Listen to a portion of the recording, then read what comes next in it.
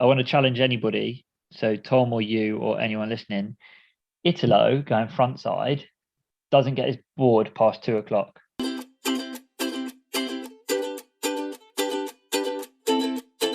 Welcome back to the Insiders podcast. It's myself and Darren will be joining us. He's running late. He's got dinner that he needs to just kick some people out of his house, and then he's going to be joining. But also tonight we have a local legend to the wits, Tom. I won't mention his name because otherwise he'll be hunted by everyone who's listening. He's a lifeguard, great surfer, always out there, and always doing a good job when he's protecting people on the coast as well. Welcome to the Insiders, Tom. Hey mate, how you going? Good. Yeah, can't complain except for an incredibly bad lack of waves, as you are fully aware. Yeah, it's been not getting too much. Not even the windy stuff which we normally get. I know. Even though at the end of this week there might be something, But yeah, I saw Saturday there was potentially something lingering around. It seems, fingers crossed. It seems like it might be a bit of a theme of people getting skunked at the moment, because what we're going to talk about tonight, which is the G-Land contest, didn't really deliver in terms of the dream that everyone had, which I think was maybe like 10-foot dredging barrels. But yeah, I think everyone had a probably. Well, I certainly did. Had like, obviously, like hadn't been on. What was it since like '96? Was it? I think hadn't been there. Yeah, for the 97. Tour. 97. 25 years. Yeah. And so I think, I definitely had an image implanted in my head of what I thought it was going to look like. Yeah. I mean, obviously, still great waves, but they didn't. Maybe didn't get the swell right to the end, did they? That they were expecting. No, and it was. Maybe we'll go into it a bit deeper, especially when Daz jumps on. But it was a bit of a weird one with the WSL reducing their field and reducing the waiting period, and then they seem to pick. They were pumping the day before, and apparently it's been pumping the day after the event, and and they just picked the downtime, which is weird, but still a strong event, and still kind of some really exciting things to talk about. And I actually thought it was quite a cool contest for having that many lay days. So I think what we'll do is we'll just jump straight into G-Land, and then and Daz can jump in when he joins us.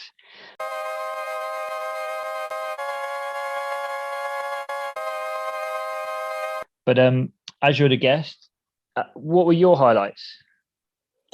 There was obviously, I guess it was the first event since they brought in the cut, which I guess made you had more heat, sort of like let's say the bigger hitters up against each other. I guess normally, like probably, when they've got the normal number in the contest, I probably wouldn't tune in till the later stages. Yeah. Where I definitely switched it on kind of from the off, to be honest, on this one. Oh, okay, that's interesting. Yeah, because I'm a bit like weird. Sometimes I prefer those weird heats that you get early on in the events, and obviously this was the first event before the cut. After the cut, and in a way it was a bit weird because you looked down the heat draw, and you was just like, well, that's going to be a good heat. That's going to be a good heat. That's going to be a good heat. And then there was a couple where I thought like they're a little bit slow burners, but the first round really surprised me, especially with the men. On the last podcast, I said I was worried about people like Ethan Ewing, and he was sick in the first heat. He went really well, right? Yeah, he got that. Like, he's just so smooth on his backhand, and then he got barreled, and it was. Yeah, he was doing some big turns. Yeah, which was quite surprising. And then the regular people, John showed up pretty good. The return of Gabby was pretty sick in the early rounds. Italo went crazy. I think he just caught like 10 trillion waves, as he usually does. Yeah, just going mad. John in a knee brace? Was John in the knee brace in the he first? was. in That's that what first round. I got that on my notes of just having a few like kind of question marks about that and about the rest of the year as well, because there's always that thing with John, isn't there, where you wonder like how much does he want or need to compete? Yeah, I think. Well, he probably does. Yeah, he probably doesn't need to. He obviously enjoys it. Mm. But yeah, it's obviously his knees playing havoc again. Because it's strange where you don't really see him injure himself when he has. I guess it's because he's having time out recovering, but he drops some mental free surf clips where he's going absolutely bananas, and he doesn't seem like he hurts himself. And then free surfing for a comp, he hurts himself again. And I don't know. I thought he lost to Jadson Andre, and I thought Jaddy's scores were pretty cooked for some like the air reverse that he does is But he does a easier. lot. Yeah, he does it every single way. I mean, I wish I could do one. To be fair, I can't actually. It's not like I can do one, so probably, shouldn't shoot him down. But at the same time, it's easier for him to do that than it would be for him to do like a vertical backside turn. Yeah. And I still think, I mean, it's hard to say his scores got cooked when he got 4.9 and a 4.7 or whatever it was. But it's I think to be fair, when I watched that heat, it was flat, like as in the energy level of the heat, and I think that John wasn't really kind of getting too much opportunity. But I wondered if his knee was playing part of it as well. It was, and he didn't let too much away. John, he kind of tell he loves it when the waves are like really, really like on, doesn't he? Yes. It was a bit small that day. Yeah. And again, like you probably think, especially for people like John, alluding to the point you're making, you think he's probably been looking at G-Land all year. It's the first time he would ever surf it in a comp. And he's probably thinking, yes, like it's going to be a barrel off, it's going to pump. The last time it ran in 97, there was 14 10s in one day. It's going to be chunky. It's going to be, And then he rocks up and he's got like a round of 16 heat against Jadson Andre in 2 foot.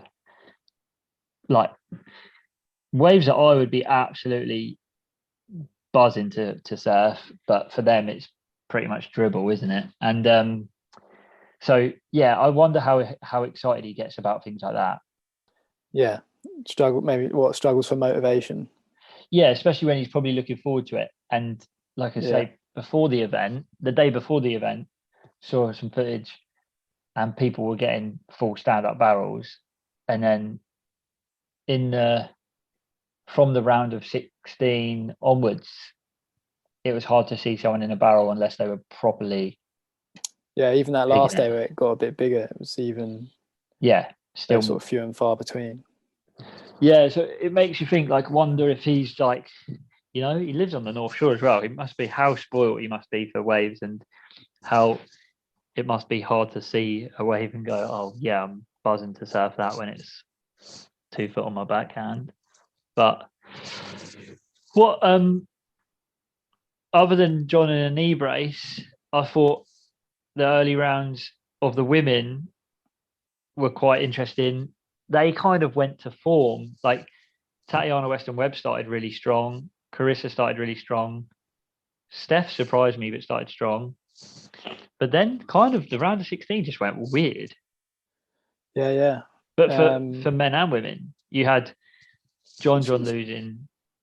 Some big hitters gone out in both.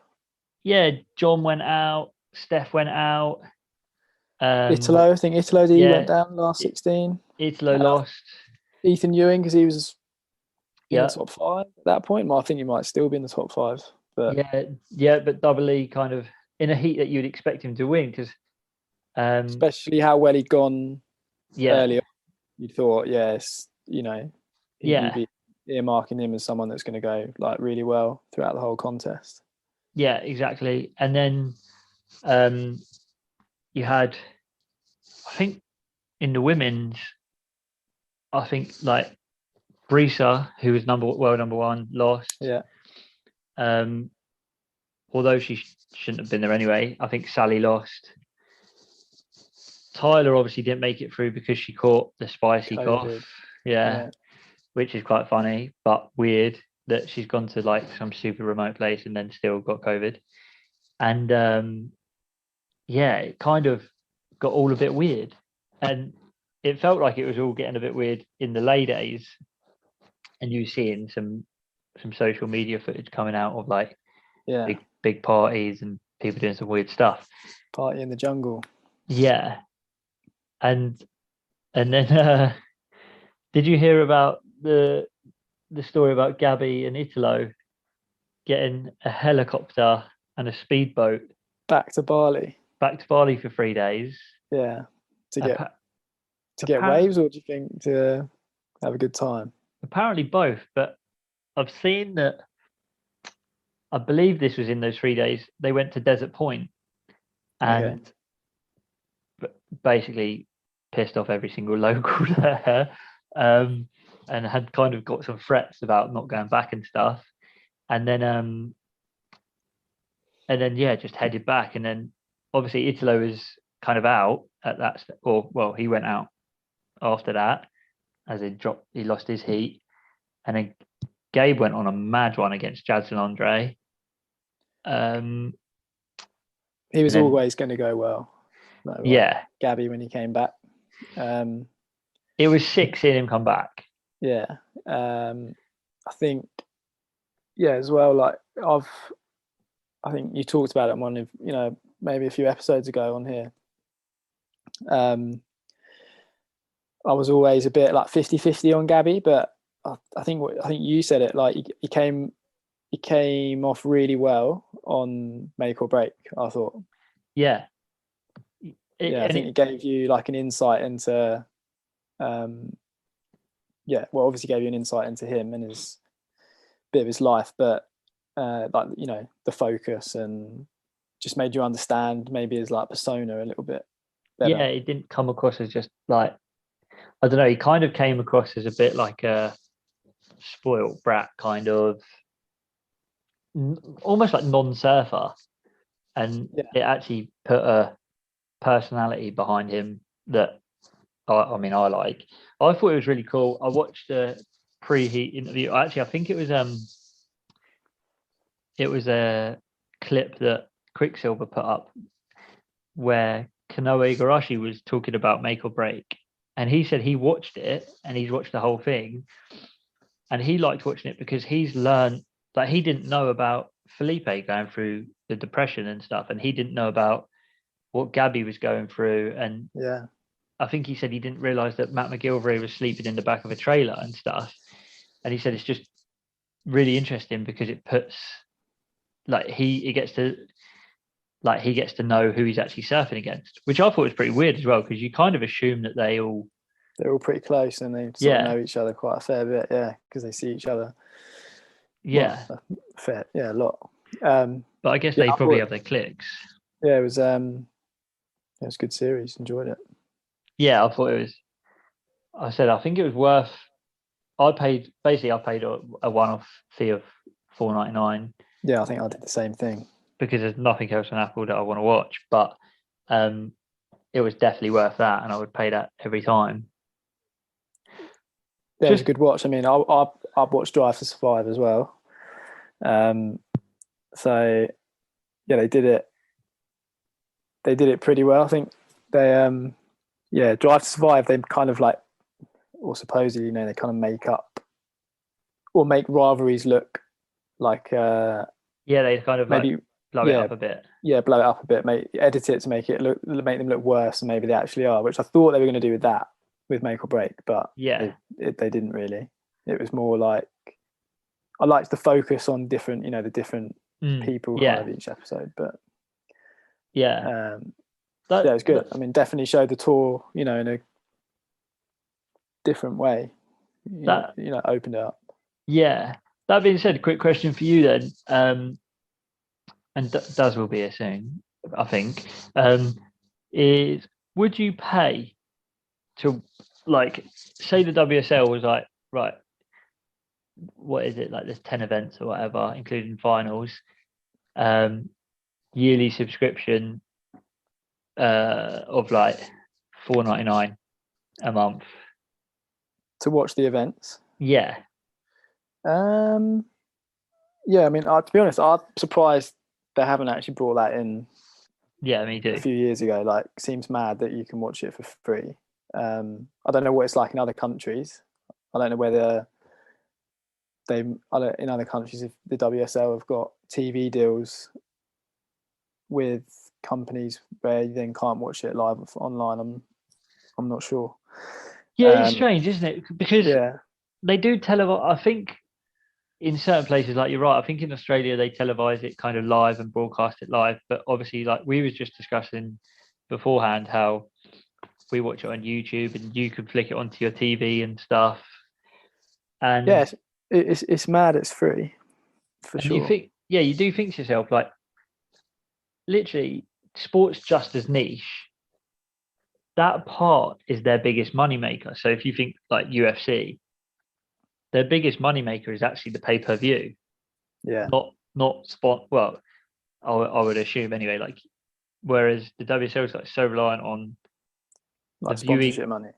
yeah, and adverts, like charging for adverts based on. So, for example, I guess last year, what 1 million people watched Trestles, the final day. So I guess they would contact, I don't know, Expedia, and do some stupid advert with Carpo Pereira and say, right, 1 million people are going to view this, so we charge you X amount. But then they're not charging, like, whereas like people like the UFC and boxing, they're charging people to watch, but they're also charging people to show the adverts. So it's kind of like they're getting it from both sides. And I do think it's weird.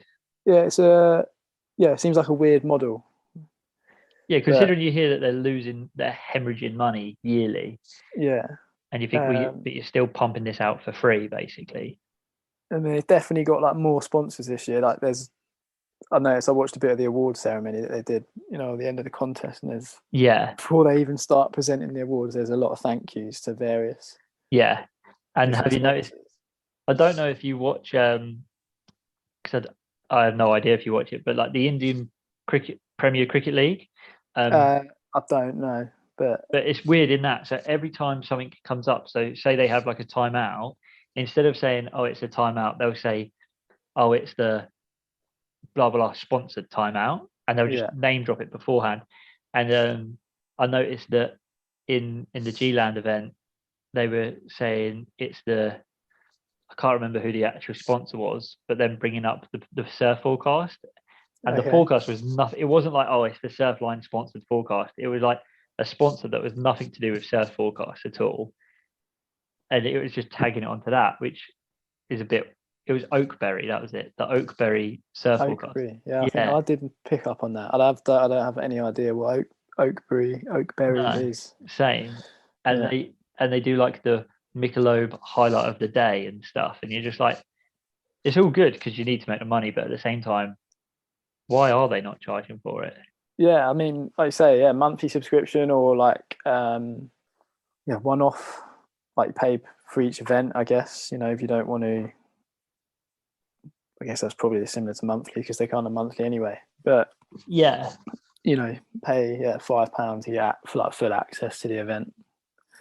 Yeah, and maybe make or break. Yeah, but I guess Apple got that one on lock for the time being. For now, yeah. So Daz is here. He's finally managed to free himself from being a social butterfly. And so Daz, we was just chatting quickly about the start of G-Land and whether the WSL should charge for subscriptions, because to us it doesn't make sense. You got any thoughts on that quickly? Or it doesn't make sense that they should charge for subscriptions, or it doesn't make sense that they shouldn't? It doesn't make sense that they aren't, based on the fact that... I agree with that, even though I don't necessarily want to pay, but I can't see why we keep getting caught in this world of them telling us that they're not making money, so that we get poorer webcasts and shorter windows and whatever have not. when it seems like a logical extension for them to make so that they can make money. Yeah, that's good. So Not even make money, pay for better product. yeah, and pay us. So, so Tom, you were saying that like usually you don't kind of not always interested in the early rounds and try and catch the business end of it. Yeah, I'd always probably earmark a few heats, and then like obviously now when they've done the cut. Yeah. Yeah. So what did you think about the business end of G-Land? So we're going into what, semis, quarters? Yeah. So yeah. Or no, go earlier than that. That's nearly the whole event Nearly finished. the whole The event. semis. What is it? What was it? Round of 16. Yeah, round of 16. Would you still earmark round of 16, or even aren't all 8 of them interesting enough? No, definitely. Like now, I would earmark round of 16 because there's obviously like some big matchups, and if I had the time to probably like watch all of them, like I feel like, well, I don't know, you can't actually. It's a long day, isn't it? Yeah, if you had watch all of them. If you had nothing to do every on day. a rainy day. But yeah, I thought like you obviously get now maybe this is the so-called bigger names are meeting earlier on. So yeah, there's sort of more heats I would probably like want to sit and watch through. Who did you have earmarked for a winner? Obviously, I thought Gabby was just going to come back and do it. To be honest, yeah, we all thought that. Can I just state at this point in time that I put £30 on Jack Robinson to win and won 240 quid back. Nice. Well, there you go.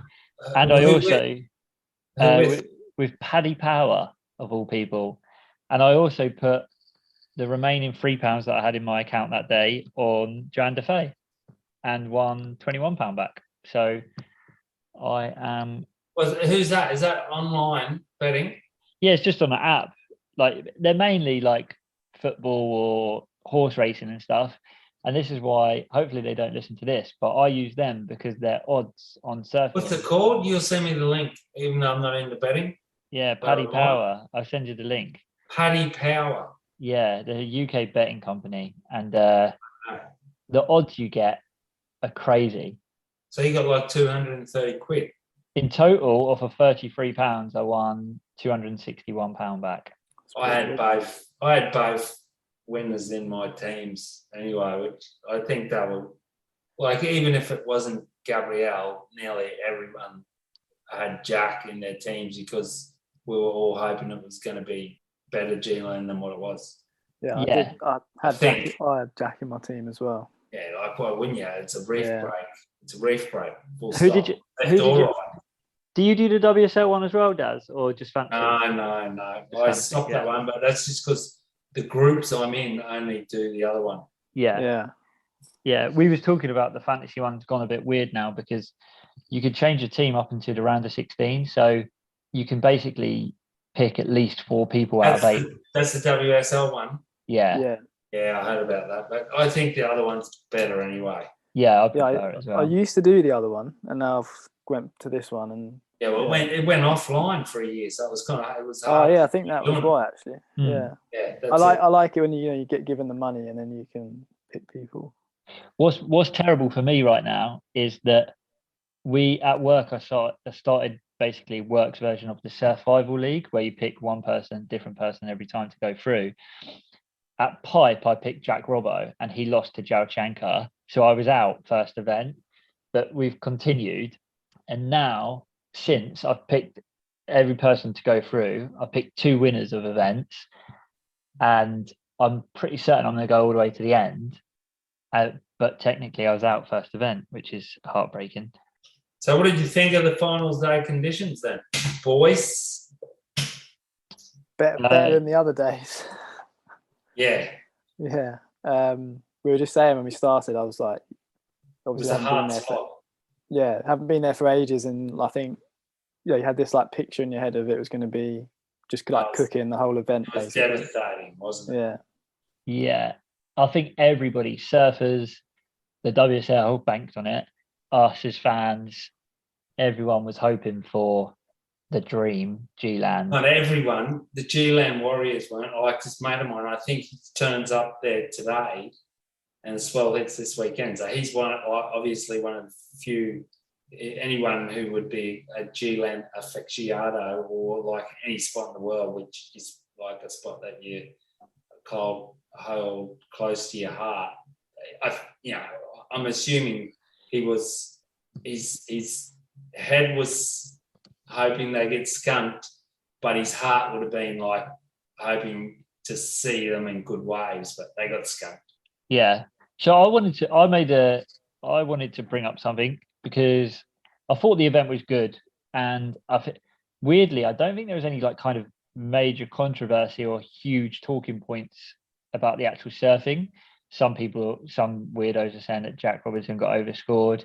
I had £30 on him, so I definitely thought he got scored correctly. Yeah, but we both like Jack. So what do you think then, Tommy? Tom? What's that on? What, Jack winning or getting overscored? Yeah. No, I don't. What, like on particularly those two, the buzzer beaters, or maybe even just on the final, because I think just even the buzzer beaters. You think he got the scores? I 100% thought he did. I don't know. I actually, interestingly, when I was watching it live, that with his semi against Medina, I thought Gabby took that first wave, and I almost like, he obviously absolutely surfed that wave really, really well, but he kind of, to me, when I was watching it, my initial reaction was like, he's kind of surfed that wave like a bit of a victory lap. Who, Gabby? Gabby, that's what I thought too. Didn't do as much. Realise. Yeah, that was my reaction. Was like, he could have done more on that wave. Yeah, he could have, because he kind of was horizontal, wasn't he? Yeah, at the start anyway. Yeah, to me, it looked like a bit of a little bit of a victory lap, and then obviously Jack got that wave behind. Do you think that might have been? Do you think that might have been a bit of what I would call ring rust about Gabby not competing for a bit, like, because that's something. I reckon Gabby doesn't do that though. No, Matt. If I've been watching him since he was 17 when he came on. I saw him win here in France, but that's kind of how he surfs. He doesn't always look like he's going 100% because he's more of a flow dude, and you see it with his backhand too. Just links, as opposed to, I don't know, someone else that would smash it from the start. And I just think he was in that flow where he didn't think he had to. It was only 3 seconds to go. Like, you wouldn't have thought, would you? Do you think he probably thinks Jack's not catching that wave before the buzzer goes off? Probably. Yeah. Or he's not gonna get the score, and he was on a decent wave, maybe thinking like a lot of people think like the first wave is probably better than the second wave. Yeah. Can we also appreciate how calm Jack Robinson was, especially in the final, when he paddles over a really good looking wave? Oh, with 30 seconds to go. And I was like, no, Jack, please. And then he just like literally surfed it. I think he got the score. I actually thought weirdly, from what people are saying, that Felipe's 7.83 and his backup score was cooked and overscored. I thought Felipe's, what was it, right before? This is why I thought like he 100% easily won it, was because I thought he's 5.33. When you look at it, like, it was, he surfed okay, but it was kind of out on the shoulder and not really that intense, where Jack's, whether it was he was better or not, or the wave was better, was more vertical and critical on all three of his turns. Yeah, I agree. I thought whether Jack's score was exactly the right score, I think it was the right result. I think that's the most important part of it. I think Felipe, and he's always been like that in comps, goes, so he's that good that a lot of the time I think he thinks what he's doing is better than what an outside view of it would be anyway, because he is actually ripping that bucket out of it. But because he does go fast as well. Yeah, and they tend to, guys like him and I think Medina and Atalo, tend to disrespect what other people are actually doing as well. Mm. So what I did notice about the finals, both finals, which is something I like to. This is what I kind of focus on. 3 out of 4 boards with sharp eyes. That's pretty Again. cool. Yeah, which is What was Conor O'Leary on? Because his So the only one who wasn't was like Carissa. Carissa was the only one on. She was on a mayhem. Conor O'Leary. That was a good question. That's he a really snapped, good question. He snapped, didn't it? He snapped one. How was that? He surfs for Lost and snapped his last Lost board, and then it looks like he paddled back out on a CI, which is weird. But he was surfing good on it too. The wave he got didn't allow him to get a better score, which you'd argue with if you were Kelly Slater with 5 minutes to go 15 years ago, because it wouldn't have mattered what wave it was, or probably Medina. If Jack had taken the first one, you know what I mean? If Jack had taken the first one, Medina probably would have got the score on the wave after him. On the second one. Yeah. Yeah. Reckon they'll go back to G-Land next year, or have they got a contract? I don't. There's talks that they're potentially not going to go back, which would be weird. Go to Because they Fiji, couldn't wasn't fucking it? handle the jungle. Yeah, Tom nailed it. Apparently, it's the return of Cloudbreak, Yes, I heard that too. which would be another one where you're just hoping for it to fire. Yeah, but like I said that in a message to you, small cloud break is better than, well, it looks, but I think looks better than small G-Land. Yeah, I think so. Seems to hit the reef better. Yeah, And longer with more, seems to be more perfect. yeah. So some couple of other funky things that I picked up on and like added to my notes, because I kind of do a goat watch and see what Kelly's up to. What are your thoughts about him not even staying on the island and just parking up on a boat? Yeah, it was a bit tossy, but like he's 50 and I kind of understand it. Then he doesn't have to worry about hanging out with people that he doesn't want to hang out with. Yeah. Kelly likes his own like headspace, right? Yeah. So Yeah, and he always likes to try and one up people and stuff. So, well, if you can, for example, why wouldn't you? Even though I'm not necessarily a boat person, so I don't think I'd like to do that. But I think he's probably spent enough time on boats and land that kind of he's got his legs either way. yeah. But he paid for it. And he probably didn't pay for it. I didn't really even see his heat that he lost on, because I tried to watch it, I think, on Heat Analyzer, and it didn't even come up at the time. They had that round wrong. That round, that was classic WSL. If you went to the round of 16, which was it the round he lost? Yeah. No, it was maybe before. No. But it came up as the Margaret River. I didn't see that. That's I don't know weird. if they've updated it since. That's like when they moved Margaret River to Ulos, Uluwatu, whatever it was. But so, and then we kind of briefly touched on it, but definitely worth your thoughts on it. John's knee. Yeah, I don't know. I think, is it the one he got operated on? I think he's had both done. yeah, I think he's had both. I think he had that both. happens. That happens when you've been operated on, and they're tender at one stage. But it doesn't mean it's fully like re-injured. Like I've had like hips and groin and stuff, and at one stage you'll get a twinge or something when you do something, and honestly a week later it can be like nothing, it never happened.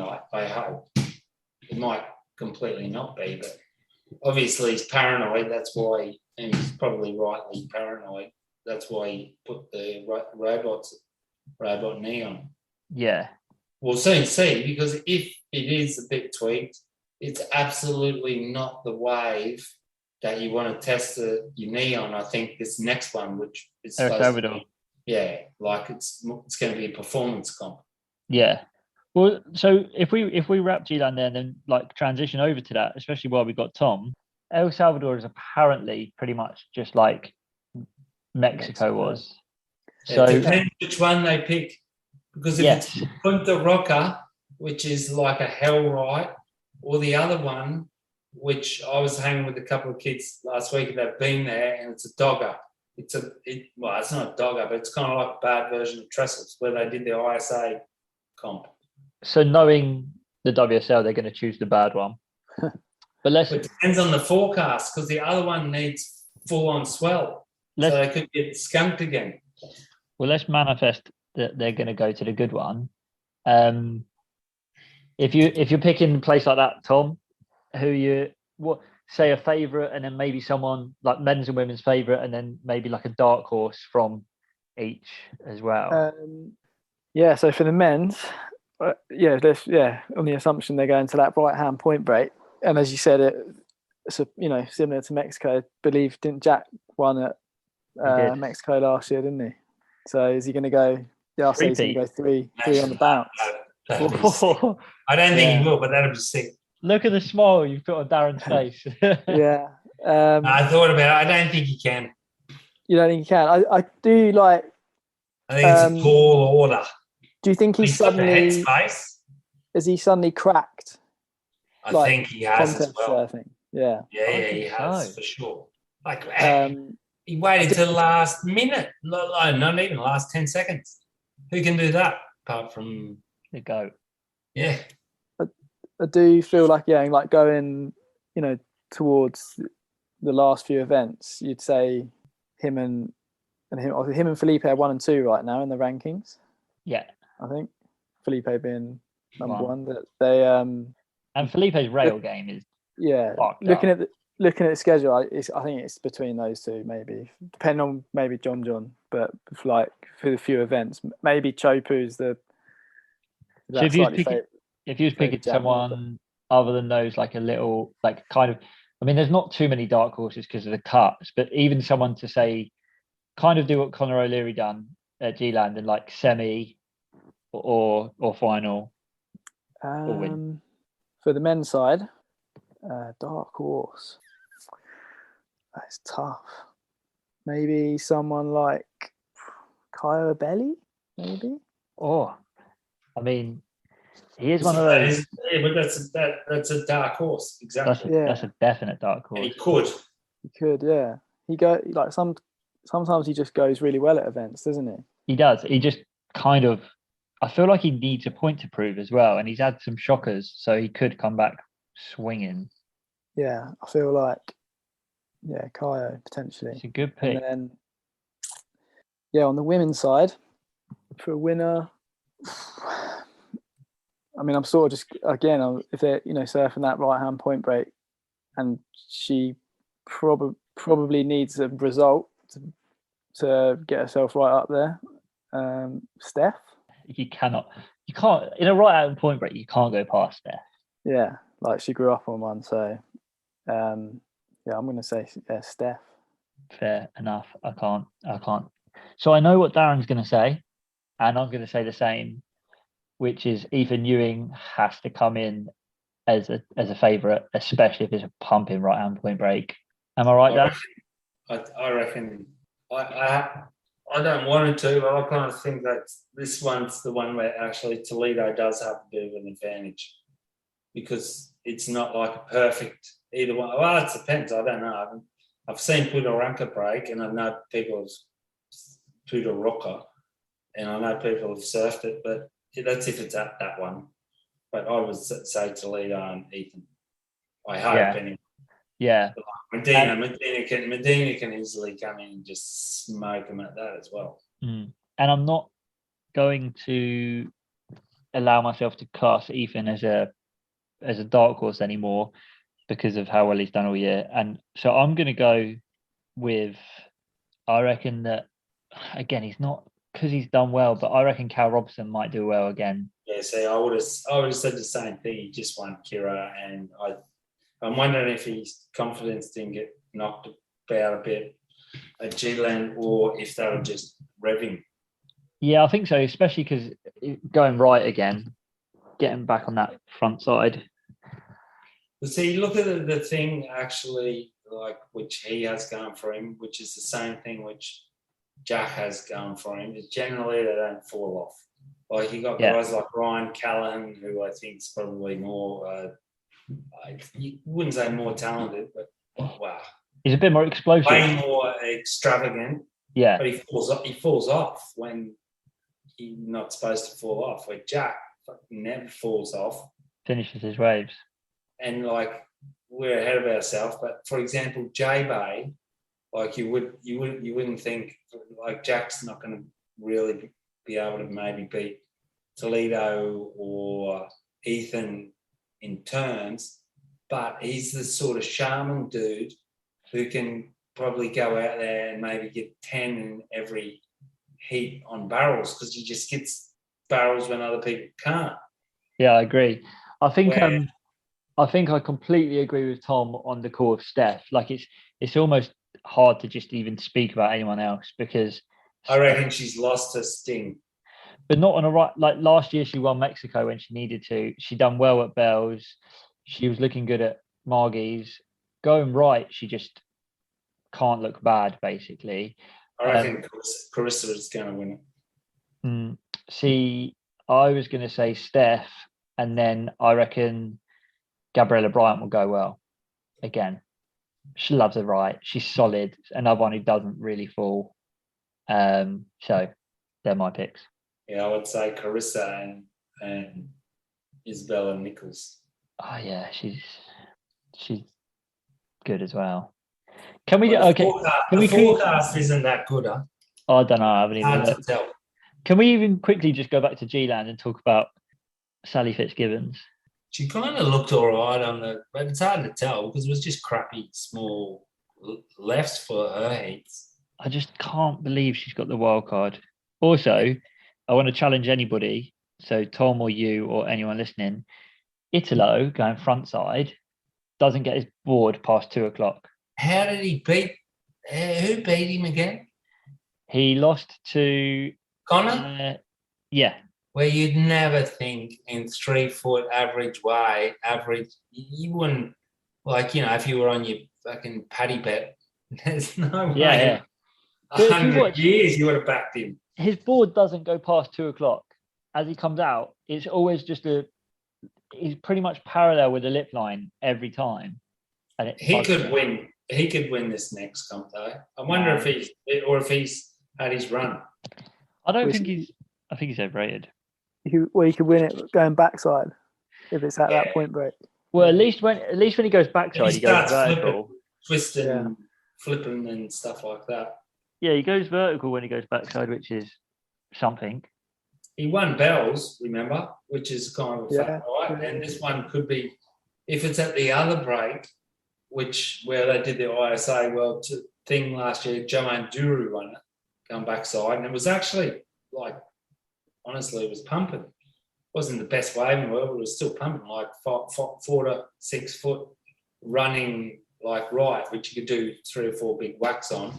And it had a left that guys like Liam Glatzer made it through to the final on doing rotations and stuff. Yeah. But yeah. Let's hope he doesn't. Let's hope he's knocked off tour. He can't be. Can't get knocked off, can he? Do next year. what he wants. He can't. They're on there now. That's why it's so lame as well, this cut thing, because they're actually now safe for next year. Okay, so they're safe till mid-cut next year, right? Yeah. So for the rest of this year, for example, if you're in 20 spot 22, you can't make the top 5. Yeah. Maybe. What's the motivation? Prize money. That's it. Yeah. Yeah. Well, they need it. Most of them need it too. Yeah. I feel like next year, I don't know. You guys may have said this, when you talked about the cut on an earlier podcast, but when they do the events next year, when they used to do the seeding round. Yeah, I said the same. First round. Completely agree. Yeah, everyone, if you're new on tour and you do well in the first, or you do well in that round, you're not just surfing against John or Gabby or Felipe. Yeah, you're 100% right. Zhao Chanka this year.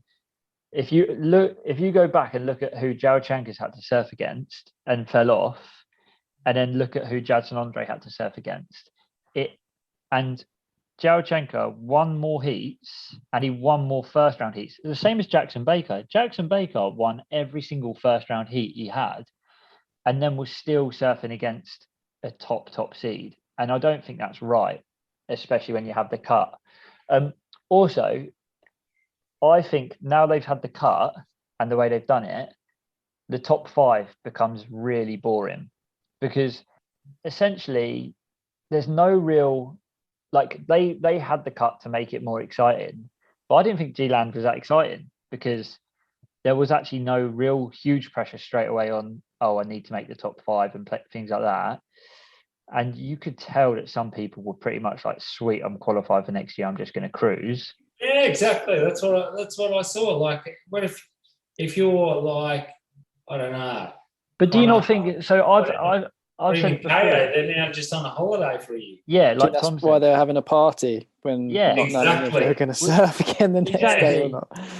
I completely agree. I mean, I love. I thought it was fun. I thought it was fun to see him have the party. Like, yeah, me too. I'd watch anyone, but I don't really care that they were famous, whatever. But I thought straight away, I was like, fucking, they got a heat in a few days. Yeah. And so, like, who's the biggest dude going for the party? Is the dude who's even number 1, the leader. Yeah, and although I think it's cool that they had their party and stuff, I think that now they need to bring in, like, in golf, you have a PJ Championship, which is your combined events at the end of the year. You're the champion, but then at the end of the year, they have the FedEx Cup, which is the one that's got the biggest prize money. So you can go to the last event of the year and still win. And I think they should still do that with Trestles. But I also think whoever's number 1 going into Trestles is the WSL champion, and then someone else becomes the WSL finals champion or whatever. But then what's the difference between the two? One of them wins it over a year, one of them wins it in one day. Yeah, that defeats the purpose. Did either of you watch any of the Jungle TV? No. So I would highly recommend going back and checking it out for anybody. It's on Quicksilver's Instagram. Stace Galbraith is now their team manager, and basically he done 8 episodes. They're like Quicksilver's team manager. Yeah, Quicksilver and Roxy, team manager for Asia, the Oceania region. But on their Instagram, he does these 5-minute little clips behind the scenes at G-Land called Jungle TV. And it's incredible. It's so good. The insights. I would highly recommend anyone go watch it. I'll give it a look. But boys, we've got a couple of minutes left, because otherwise we're not paying for Zoom Pro. So I've only got a couple of minutes left to stay awake. So let's jump into do's and don'ts. Tom, as a guest, I could give you the option of going first or last. Yeah, I don't mind. I'm easy. I'm happy to go first, I think. Yeah, crack in. You go first. So a do. So I'm going to say do. This is something I never used to do, to be honest, and I've kind of got into it maybe in like the last 12 months. But like, do have an experiment around with fins, because they can really change a board that you think maybe is not quite what you want it to be. Yeah. And yeah, you might switch them around and you might find that it's actually pretty good. And I don't. This is kind of maybe being a bit naughty here, making kind of a don't a do, but don't not stretch before you go in the water. Yeah, I like that. So is that an oxymoron? Kind of. Kind of. But it works. I think it's right, actually, especially because I played cricket the weekend and didn't stretch, and then the next day I could barely move. And I'd throw it out there at you that actually the concept of what you're thinking is right, but it's reversed.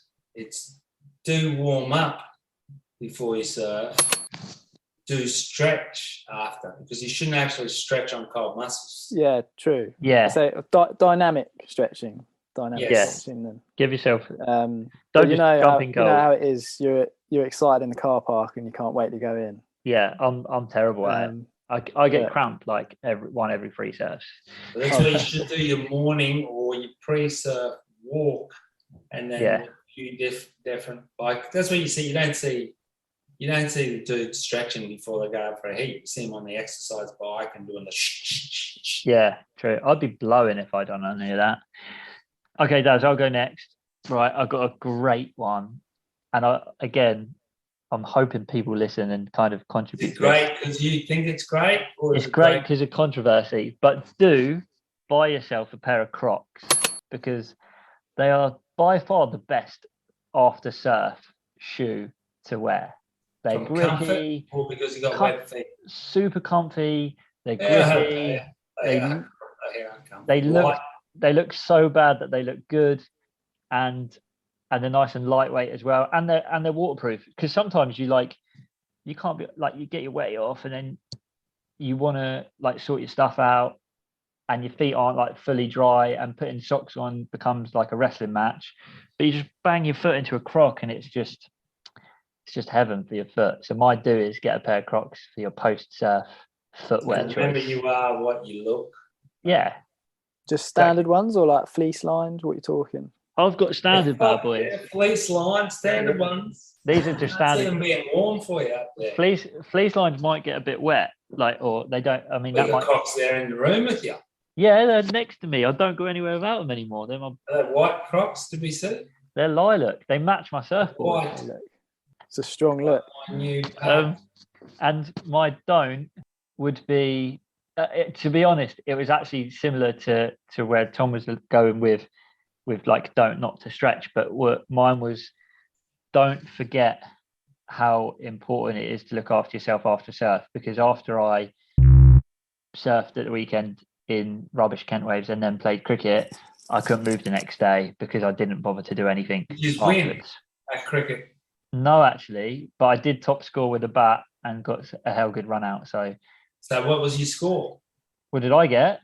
Yes, 42, not out, but I ran out of one day. Yeah, 40 overs. Yeah. And when did you come in? Well, I was actually a ringer for someone because I went home to Kent. So I actually. Yeah, but what drop were you for the batting? Yeah, so I nominated myself to go right down the order. So I batted 10. I went in. You top scored from then. Yeah, I told the other guy I batted with, we put on 54, and I scored 42 of the runs. And just told him to just block it and stay there. But yeah. Any fours? Yeah, good. I mean, I don't run that much, Daz. So I think you didn't get 6. Didn't hit 6 because I didn't want to take the risk of getting caught. So I kept it all on the ground. But yeah, safe. What about you, Daz? Quickly, do or don't? I'll stick to the theme. Do go to Indo because it's sick. And following this week, and mate, thank you for this. I'd say don't go to G-Lane. Unless you're into that, and not many people are, don't go to G-Lane. Because you're going to be on an island, you're going to maybe get skunked.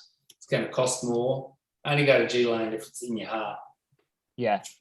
And if you're a goofy, because I wouldn't go to G-Lane because I don't want to go left that much. Looks pretty sick backhand, man. Look who was in the finals. Yeah, but you haven't seen me surf backhand, Daz. four natural footers were in the final, right? Okay, yeah, quickly before we hang up, someone asked me that question today. Why was there 4? So why was that? Well, I think if you look at Italo, he didn't go above the lip front side. And I think the goofy footers are so used to going backside now, they get really vertical, but sometimes they maybe neglect their front side. Whereas like Griffin and Jack, Robbo and Fleet, they were razor sharp going backside. So that would be what I would say happened. What about you, Tommy? I have to be honest, haven't thought about it. But I guess, a lot of the waves, like Matt said, are quite often right hand waves that favour the regulars, you could say. But so maybe, they're not used to going on their front side. That's a good point. I reckon it's because backsiders, it's easier to get vertical backside. The waves weren't perfect, so a lot of them were shorter, like Joanne DeFay's. A lot of them were shorter waves than a classic, what you think, G-Lane wave, and they were tagging it quicker. Ladies and gentlemen, that is where our recording dropped out without us knowing, and the poddy ended.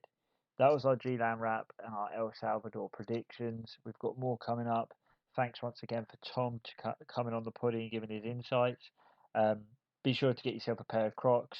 Send us in some photos and we'll share them. If not, speak to you next time. Enjoy, get some good waves, and au revoir.